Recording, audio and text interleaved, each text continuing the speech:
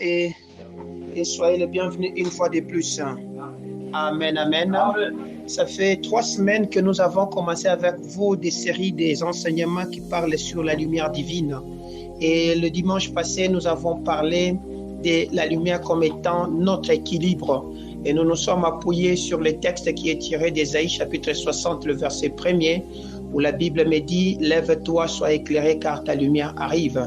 Et nous avons dit que lorsqu'on présentait cette lumière, on l'a présentée comme étant une pierre. Et la pierre qu'on nous a présentée, c'était la pierre de jaspe. Et nous avons dit que lorsque vous étudiez les caractéristiques de cette pierre, vous allez comprendre que c'est une pierre qui manifeste ou qui dégage 3 principaux caractères. C'est notamment ces 3 caractères créent en cette pierre ce qu'on appelle l'équilibre.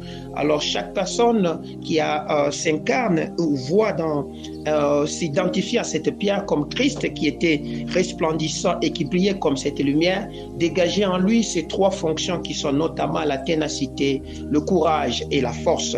Et que vous ne pourrez rien accomplir lorsque vous êtes assis. Et que si vous devez vous mettre debout, vous avez besoin de coupler ces 3 éléments afin que vous puissiez avancer. Amen.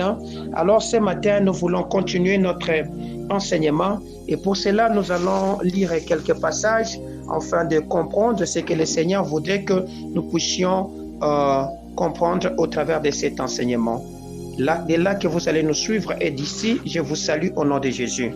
Nous lisons dans Jean chapitre 15, le verset 20e, et nous lirons 2 Timothée chapitre 4, le verset 14. Nous finirons avec Actes des Apôtres chapitre 9, le verset 1 à 5, au nom de Jésus.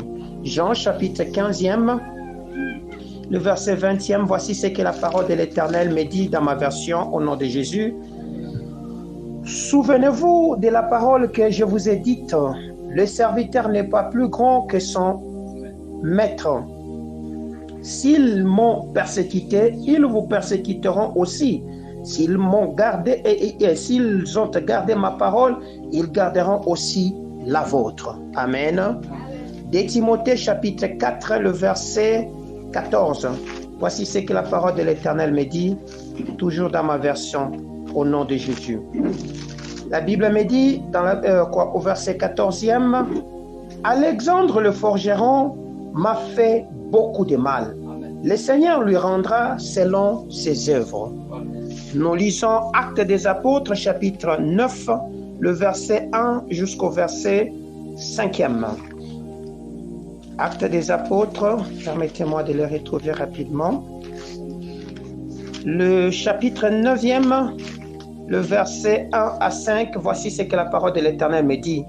Cependant, Saul, respirant encore la menace et le meurtre contre les disciples du Seigneur, s'est rendu sur le souverain sacrificateur et lui demanda des lettres pour les synagogues de Damas, afin que s'il trouvait des partisans de la nouvelle doctrine, hommes ou femmes, il les amena liés à Jérusalem.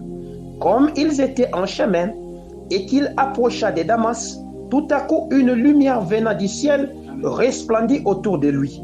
Il tomba par terre. Il entendit une voix qui lui disait « Saul, Saul, pourquoi me persécutes-tu » Il répondit « Qui es-tu, Seigneur » Et le Seigneur dit « Je suis Jésus que tu persécutes. Il te sera dur de regimber contre les aiguillons. » Amen, amen. Que mon Dieu vous bénisse. Ce matin, nous voulons continuer notre enseignement. Jésus, quand il parle aux apôtres, il est en train de les avertir pour dire, de la même façon que j'ai été persécuté, c'est de la même façon que vous serez persécutés. De la même façon qu'ils ont reçu ma parole, c'est de la même façon qu'ils recevront aussi la parole que vous leur enseignerez. Bien-aimé, Jésus a fait beaucoup de révélations. Il a dit même à l'église que vous connaîtrez la tribulation, mais sachez que j'ai vaincu. Il s'agit ici de l'histoire d'un homme qu'on nous présente comme étant Saul, qui deviendra par après Paul. Cet homme était un grand persécuteur de l'église. Cet homme était en train de suivre partout là où l'église était en train de se réunir pour détruire la doctrine qui devait être enseignée, qui était la doctrine de Jésus. Il venait de recevoir des lettres de son roi pour qu'il aille maintenant dissoudre tout ce qui s'est formé comme église ou comme communauté chrétienne en ces temps là-bas. Lorsque lui-même est en train de nous rapporter le discours en disant « Une grande lumière a resplendi autour de lui et qu'il a frappé ». Je vous ai enseigné que la lumière peut être utilisée comme une arme et cette lumière peut aussi nous défendre. Et dans le caractère de notre Dieu, il y a deux choses qui se déclinent. Il y a la lumière, il y a l'amour. Et la première des choses qui se présente dans notre Dieu, c'est la lumière. Et c'est au travers de la lumière que nous avons tout ce qui existe aujourd'hui. Bien-aimés, pourquoi nous avons lu tous ces textes? Nous avons lu tous ces textes, c'est parce que de nos jours, l'Église est l'entité que le diable trouve favorable pour menacer, pour combattre ou pour détruire. Parce qu'il sait que l'Église est en train de constituer le frein à son programme d'exécution qu'il doit faire, c'est-à-dire amener une catégorie de personnes dans la perdition.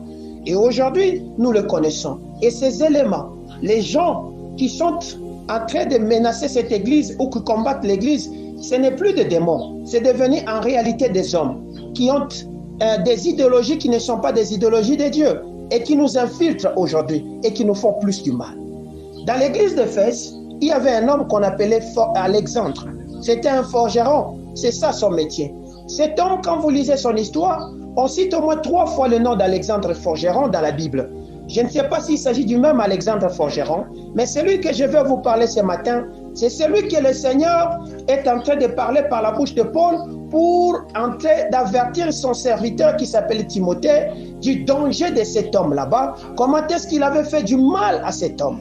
Lorsque vous lisez l'histoire d'Alexandre de Forgeron, vous allez comprendre que c'était un prédicateur, c'était un chrétien, mais c'était un chrétien hérétique. Un chrétien qui avait déjà abandonné sa foi, mais qui enseignait d'autres choses aux enfants de Dieu et qui amenait le peuple à se soulever contre le serviteur de Dieu. Ce matin, je vous parle avec un cœur très abattu, un cœur secoué, parce que c'est ce que nous sommes en train de vivre dans cette communauté. Nous sommes en train de nous forger une communauté. Nous sommes en train de nous battre. Mais nous avons des enfants et nous avons des hommes qui font un effort pour combattre cette œuvre ici, afin que cette œuvre n'aille pas de l'avant.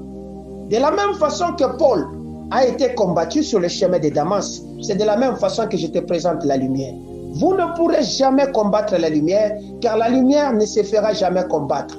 La lumière n'a jamais été vaincue et le combat que vous êtes en train de mener aujourd'hui, c'est un combat vain. C'est ça le message que je suis venu vous faire adresser. Quelle que soit la masse de ténèbres que vous pouvez construire autour de nous, sachez que nous sommes la lumière. Et la base de notre doctrine tire sa force dans la lumière. Et c'est comme ça que Christ nous a appelés. Évidemment, il y a des gens qui se sont élevés dans cette communauté comme étant des hérétiques, comme étant des païens, comme étant des gens qui semblent nous montrer qu'ils ont cru alors qu'ils n'ont pas cru. Des renégats, j'utilise bien mes mots et je les pèse. Alléluia. Ce sont ces gens-là que nous avons ici. Et des gens qui viennent pour nous détruire. Ils nous montrent les dents alors que ce sont des mauvais. Alléluia. Ils sont là pour diviser l'église. Ils sont ici pour détruire l'église. Alléluia. Lorsque cet homme commence à parler d'Alexandre, il dit: c'est un homme qui m'a fait beaucoup de mal. Lorsque j'ai appris ce qui se passe dans le bas, lorsque j'ai entendu ce qui se passe au milieu de vous, ça m'a aussi fait beaucoup de mal. Aujourd'hui, je ne parle pas d'Alexandre de Forgeron, mais je parle de toi qui es devenu un renégat. Je parle de toi qui es devenu un hérétique. Je parle de toi qui nous montre une foi qui n'est pas une foi en réalité. Je parle de toi qui es devenu un sectaire. Et tu es en train de t'associer avec des sectaires de ta catégorie pour combattre cette église. Lorsque je considère les années de peine que j'ai traversées, la souffrance que j'ai endurée, parce que je n'ai pas abandonné ma géologie, parce que j'avais l'envie de l'abandonner. Je l'ai laissé parce que Christ m'a dit: va me constituer une armée. Peut-être que vous ne le savez pas. Et je suis ici en train de constituer une armée pour Dieu et qui doit s'étendre partout dans le monde. Mais des gens qui se sont approchés de moi, des gens que je crois être des chrétiens qui vivent avec moi, me font du mal aujourd'hui. ils me parlent en mal. Des gens pour qui j'ai pris mon temps pour dormir par terre pour eux. Des gens pour qui j'ai pris mon temps pour veiller, monter à la prière. Lorsque mes enfants avaient soif et qu'ils devaient manger, parce que je ne pouvais pas manquer. J'ai assez de force pour entrer dans la bouche, chercher de l'or et le vendre. J'ai assez de force pour chercher du cuivre et le vendre. Mais toi là aujourd'hui, tu te mets à me combattre. Tu ne connais pas celui qui m'a appelé. Tu te mets à me nommer même, à me donner des qualificatifs, à me donner des identités que Christ ne m'a pas données. Tu connais l'alliance que j'ai traitée avec mon Dieu? Paul a croisé la grande lumière et cette lumière-là aveuglée, il était tombé. Heureusement pour lui au moins, Dieu pouvait faire de lui un homme de Dieu pour prêcher. Mais toi, moi je ne connais pas ton cas. Cet homme, ça lui a fait tellement du mal. Lorsqu'il parle dans 1 Timothée, je crois, chapitre 1, verset 20, il dit, je crois c'est comme ça, il dit, je laisse son sort. Attendez, il faut lire. Lisons. C'est pas 1 Timothée. 1 Corinthiens, chapitre 5, le verset 5. Voici ce que la parole de l'Éternel me dit. Pardonnez-moi de vous parler ainsi, parce que l'Église, à des moments, il faut leur parler. Sinon, vous risquez de détruire cette histoire. 1 Corinthiens, chapitre 5, le verset 5. Il dit qu'un tel homme soit livré à Satan pour la destruction de la chair, afin que l'esprit soit sauvé au jour du Seigneur. Est-ce que vous connaissez cette histoire? Toi qui te mets à combattre l'Église. Jésus, quand il fait la promesse à l'Église, il dit, tu es pierre sur toi, je bâtirai mon Église. Les portes de la mort ne prévaudront jamais sur elle. Est-ce que vous savez que le grand démon que l'homme a du mal à vaincre, c'est la mort, n'est-ce pas? Mais si la mort ne peut pas vaincre l'Église, ce n'est pas toi, un homme, qui peut venir nous vaincre aujourd'hui. Ce n'est pas toi qui nous a engagés. Ce n'est pas toi qui nous a recrutés. Et ce n'est pas toi. Aujourd'hui, tu te retrouves dans une bulle de bénédiction que tu crois être une bénédiction. Parce que tu as acheté un petit véhicule, parce que tu as une petite maison, parce que tu manges un peu de rien et tu commences à vouloir t'attaquer aux hommes de Dieu. Ne sais-tu pas qu'il a été écrit quelque part, ne touchez pas à mes rois, ne faites pas du mal à mes prophètes. Savez-vous combien nous souffrons pour vous? Savez-vous combien nous endurons aujourd'hui? Nos corps souffrent à l'intérieur pour vous. Lorsque nous prenons notre temps à prier pour vous et vous prenez votre temps à vous réunir autour de nous pour commencer à nous faire du mal. Que mon Dieu vous bénisse. Amen. Que mon Dieu vous bénisse. Amen. Alexandre le forgeron, c'était un homme qui réunissait des hommes autour de lui avec l'objectif de détruire l'œuvre de Paul. C'était un fameux chrétien, entre guillemets chrétien, qui venait pour détruire un autre chrétien. C'est que le combat que nous connaissons ici, ce sont de faux chrétiens habillés en peau de chrétiens et qui nous ont infiltrés. Toutes les fois que nous donnons des prophéties, ils prennent cela, ils partagent avec cela dans leur maison, ils en font des réunions pour dire qu'on les a informés, c'est comme ça qu'on nous prophétise. Écoutez-moi très bien. Je ne suis pas à Lubumbashi pour vous. Je ne suis pas en train de prêcher pour vous. Je n'ai pas accepté cette mission pour vous. Mais c'est Christ qui m'a donné cette mission pour vous. C'est Christ qui m'a donné cette mission pour vous. Et vous ne m'arrêterez pas pour que je puisse sauver des âmes. Le plus beau salaire que je puisse avoir, ça vient de mon Dieu et non des hommes. Je connais des gens qui sont mieux que moi et qui travaillent, mais qui sont en train de souffrir. Qu'est-ce que ça me servirait de gagner tout? Vous pensez que moi je manque? Vous pensez que vraiment moi je manque? Qu'est-ce que moi je manque? Que mon Dieu vous bénisse. Amen. Lisons. Actes des Apôtres, chapitre 26, versets 9 à 11.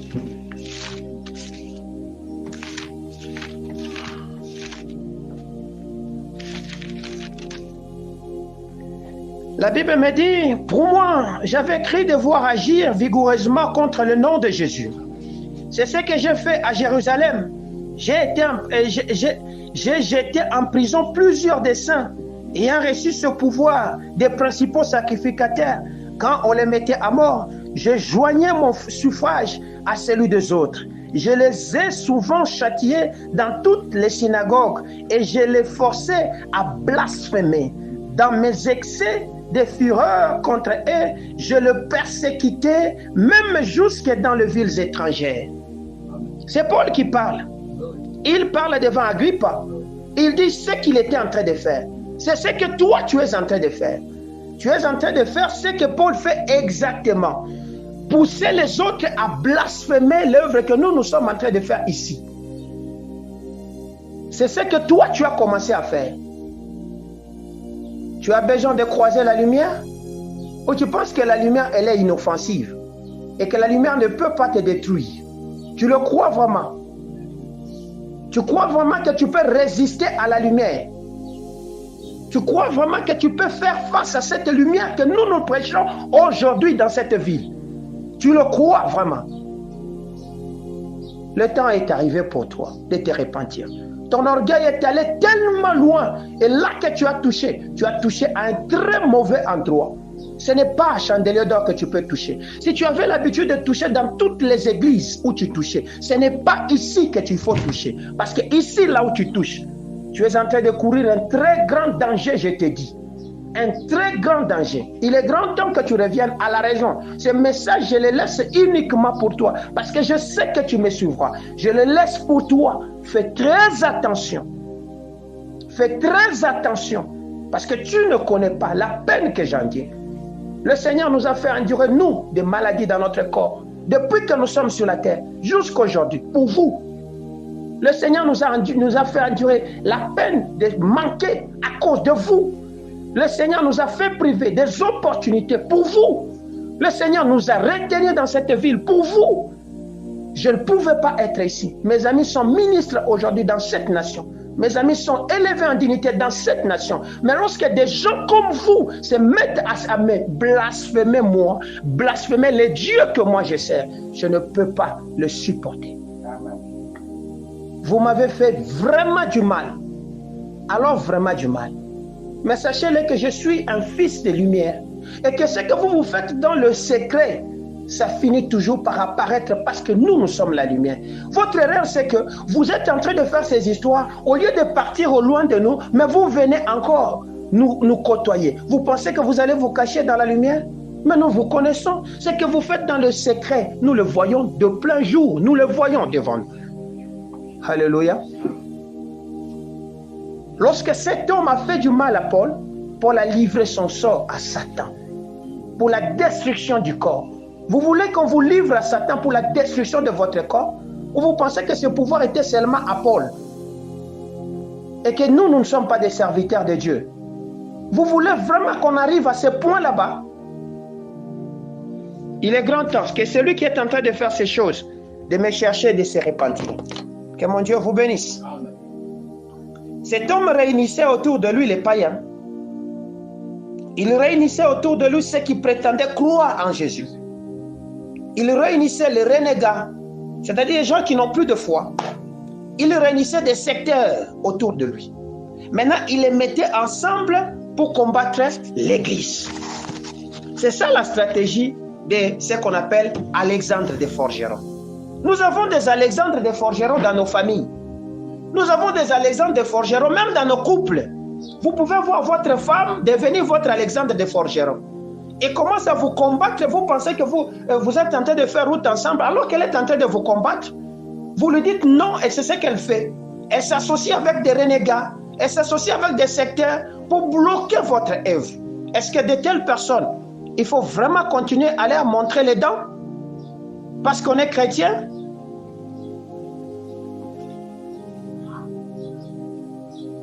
Ce sont des gens qui s'opposent à cette œuvre. Qu'est-ce que vous voulez? C'est-à-dire que l'œuvre qu'on appelle Chandelier d'Or vous fait tellement mal. N'est-ce pas ça, n'est-ce pas? Ça vous fait tellement mal que aujourd'hui, parce que ça vous fait mal, vous ne voulez pas le voir et vous voulez que ça n'existe pas. Sachez que l'église, ce n'est pas un bâtiment. Mais l'église, ce sont des hommes réunis autour de Jésus. Ok, si vous pensez que l'église est un bâtiment et que nous devions être autour des bâtiments, vous êtes en train de vous tromper. Parce que les premières églises qui ont existé n'avaient pas de bâtiments. C'était des gens qui se réunissaient. Paul dit, gardez vos églises des maisons. Alléluia. Ce que vous pensez être aujourd'hui des grandes églises, vous êtes en train d'être les prophéties qu'on vous donne ici s'accomplissent, n'est-ce pas? Ce sont des scandales en scandale, n'est-ce pas? C'est ce que nous sommes en train d'apprendre avec vous. Mais parce que nous sommes en train d'apporter la bonne nouvelle, on voudrait nous combattre ou nous mettre à mort. Jésus nous avait déjà prévenu en disant, de la même façon qu'on m'a persécuté, c'est comme ça qu'on va vous persécuter. C'est un travail vain que vous êtes en train de faire parce que je suis déjà prévenu autour de ça. Les gens, au modèle d'Alexandre le Forgeron, c'est qui? Ce sont des gens qui ont perdu la conscience. Alléluia. Amen. Ils ont perdu la conscience. Maintenant, ils travaillent pour réunir les autres afin de les faire tomber dans ce qu'on appelle le naufrage de la foi, leur faire perdre la foi. C'est ce qu'ils travaillent. Et vous vous réunissez autour de telles personnes. Lisons 1 Timothée chapitre 1 verset 19 à 20. Peut-être vous allez croire que je suis en train de vous martyriser avec mes propres mots. Non. Ce sont des choses qui ont été écrites. 1 Timothée chapitre 1 verset 19 à 20. Voici ce que la parole de l'Éternel me dit.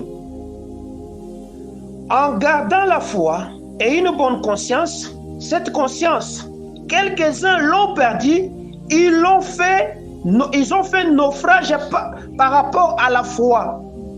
De ce nombre sont Hyménée et Alexandre, que j'ai livré à Satan afin qu'ils apprennent à ne pas blasphémer. Vous voulez ça? Vous voulez vraiment ça, non? C'est ce que vous voulez. Comme Hyménée.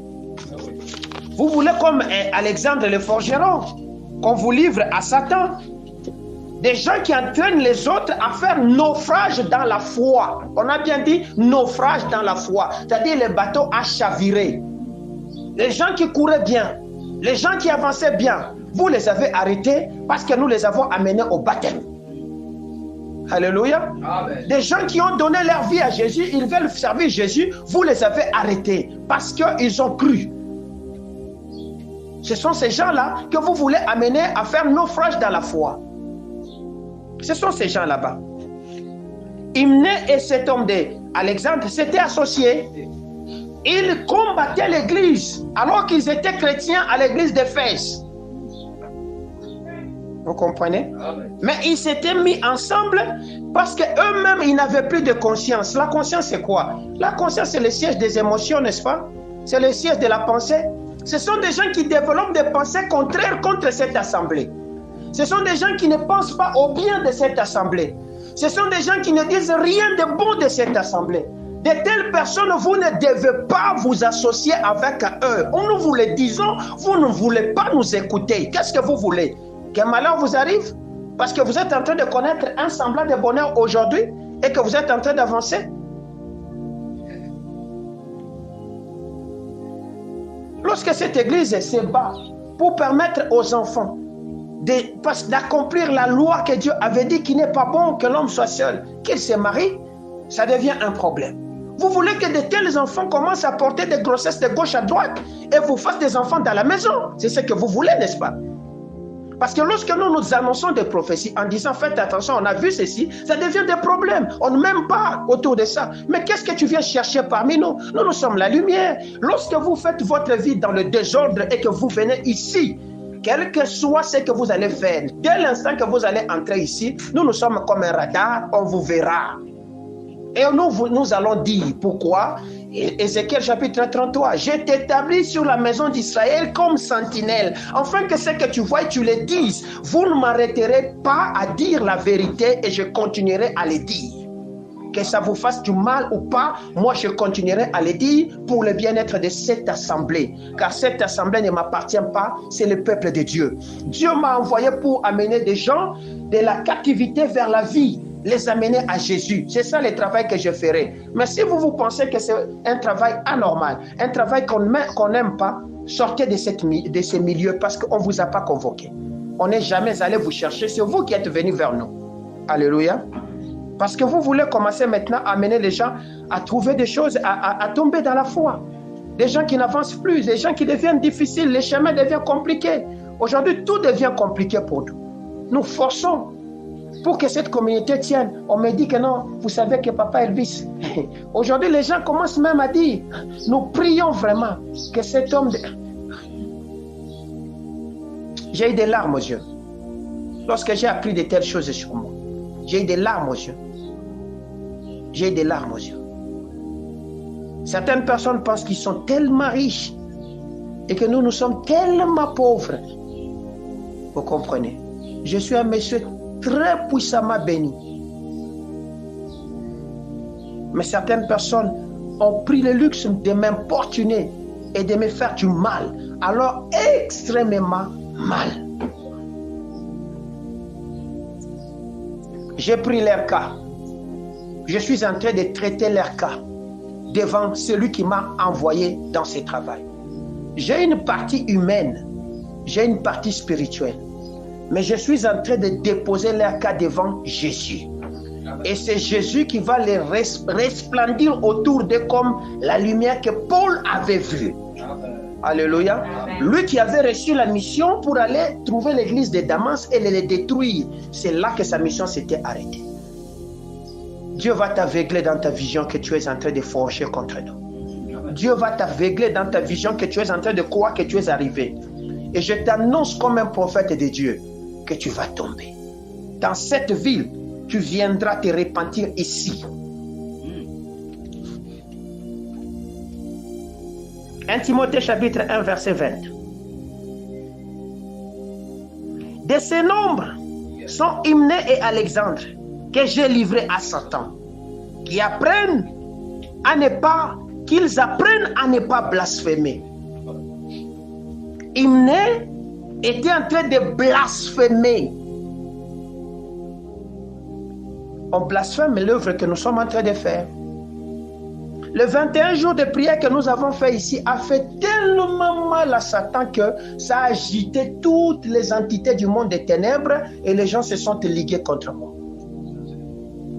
Les 21 jours de prière que nous avons fait ici. Vous ne le voyez pas, mais moi je ressens les combats chaque jour. Et les gens sont en train de blasphémer. Ils blasphèment alors. C'est comme ça que certaines personnes, quand ils nous amènent même leurs dons, nous les refusons. Parce que nous savons que le cœur, ce n'est pas un cœur. Ils ne donnent pas avec un bon cœur, mais ils viennent s'enorgueillir sur nous parce qu'ils pensent que nous avons besoin. Gardez tout ce que vous avez à garder. S'il faut construire cette église avec 3 personnes, nous le construirons. Alléluia. S'il faut le construire même avec 1 personne, nous le ferons.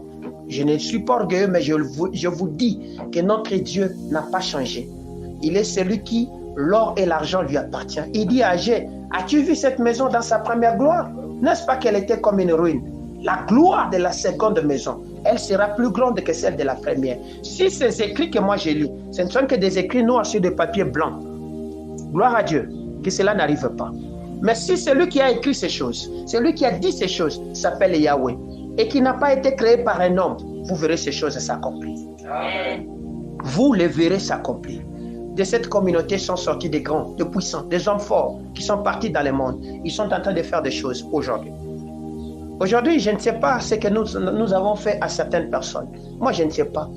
Des gens qui prennent les noms de notre communauté, ils les véhiculent partout. Que non, ce sont des mauvais, ce sont des ceci, ce sont ceci. Ils influencent même les gens qui sont plus proches de moi. Je me suis rendu compte que j'ai des Judas avec moi. Je vis avec des Judas avec moi. Des gens que je souris, mais ce sont quasiment des Judas. Ils me vendent chaque jour.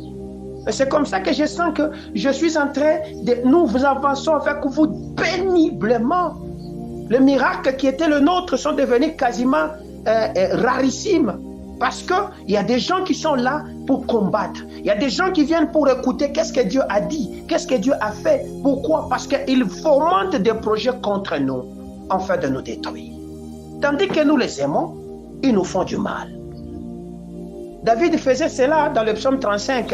Il a dit, ce sont des gens que j'aime, des gens pour qui je dors. Quand ils étaient malades, je revêtais mon sac, je couchais par terre, je priais Dieu. Voilà, Seigneur. Ça fait tellement du mal à David qu'un jour, David a commencé à dire, Père, que ses enfants deviennent des vagabonds, qu'ils mendient leur pain loin de leur maison. Vous voulez qu'on fasse pour vous de telles prières? Parce que David est un serviteur comme nous, non? Il est serviteur comme nous. Pourquoi faites-vous du mal aux hommes de Dieu? Pourquoi faites-vous du mal aux enfants de Dieu? Qu'avez-vous de mauvais? Qu'est-ce qu'ils vous ont fait? Pour qu'aujourd'hui, ils deviennent votre cible principale. Vous, chrétiens, entre guillemets, chrétiens, je comprendrais si c'était des païens. Vous commencez même à aller prendre le secours des païens, des gens qui ne croient pas, des gens qui sont dehors. Vous les amenez pour nous combattre, afin que l'Église n'avance pas. Vous pensez que nous sommes en train de faire cette œuvre parce que nous manquons de quoi manger? Parce que nous manquons de quoi nous vêtir? Que mon Dieu vous bénisse.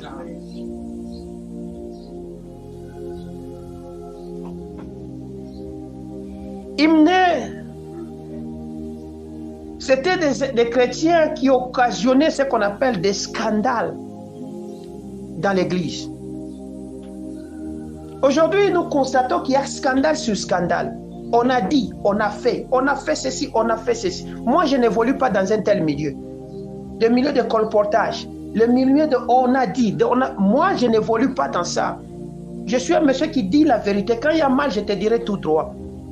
Tous les jours, il n'y a que des scandales en scandale. Alors, ces gens qui nous font des scandales, nous avons décidé de les excommunier. Parce que Alexandre, le forgeron, on l'avait excommunié avec Hyménée. Ce que je vais faire aujourd'hui n'est pas un péché. Il y a une liste de personnes que je vais citer ici qui ne font plus partie de cette communauté. Et quand ils viendront ici, nos portes seront fermées. Ok? Et quand nous nous verrons avec eux sur la route, nous ne sommes plus des frères. Que mon Dieu vous bénisse. Veuillez me pardonner parce que c'est comme ça.